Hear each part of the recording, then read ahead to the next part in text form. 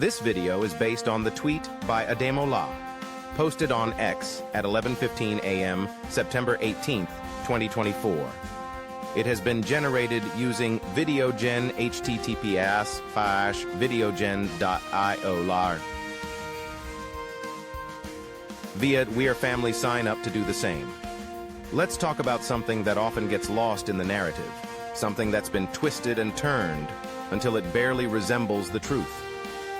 When we think about revolutions, we often picture grand battles, heroic leaders, and triumphant victories. But what about the everyday people? The ones who lived under the weight of oppression, the ones who fought back in the face of unimaginable adversity. Let's address a crucial point. When enslaved individuals rose up against their enslavers, it was not terrorism.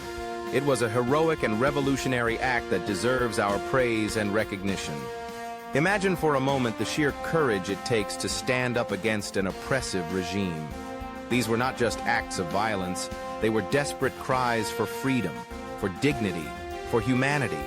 When we label these uprisings as terrorism, we strip away the context, the history, and the very essence of what they were fighting for.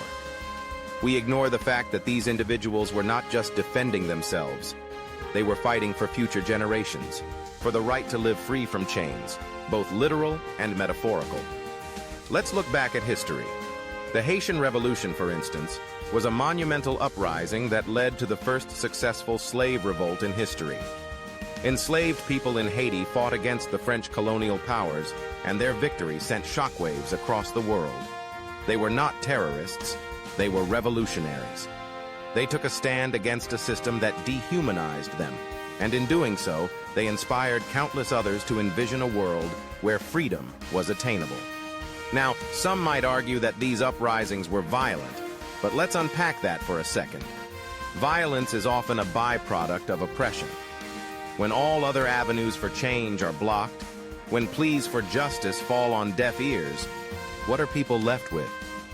They're left with a choice, to endure the suffering or to rise up and fight back.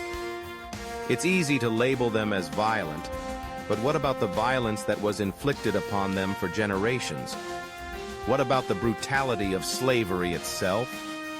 We can't ignore that context. And let's not forget the countless other revolts and rebellions throughout history. The Stono Rebellion, the Nat Turner Rebellion, the countless acts of resistance that may not have garnered the same attention but were equally significant. Each of these uprisings was a testament to the human spirit's unyielding desire for freedom. They were acts of bravery, of defiance, and they deserve to be celebrated, not condemned. When we shift our perspective and view these acts through the lens of heroism, we begin to understand the revolutionary potential of resistance. These were individuals who risked everything, who faced death and punishment, all for the hope of a better life. They were not terrorists, they were freedom fighters, and their legacy is one of resilience and strength. In today's world, we can draw parallels to modern struggles for justice and equality. Movements around the globe, whether they're fighting against systemic racism, colonialism, or any form of oppression, often face similar labeling. The fight for justice is not terrorism, it's a continuation of that same revolutionary spirit. It's about standing up for what is right, even when the odds are stacked against you. So the next time you hear about a revolt or a movement for liberation, remember the context. Remember the history. Remember the courage it takes to fight against oppression. Let's celebrate these acts of resistance as heroic, as revolutionary, and as a vital part of our shared human story. Because in the end, it's not just about the past, it's about the future we're creating together.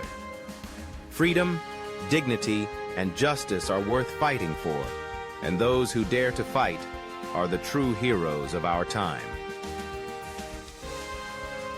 Credit goes to Ademọ, who posted on X at 11:15 a.m., September 18, 2024.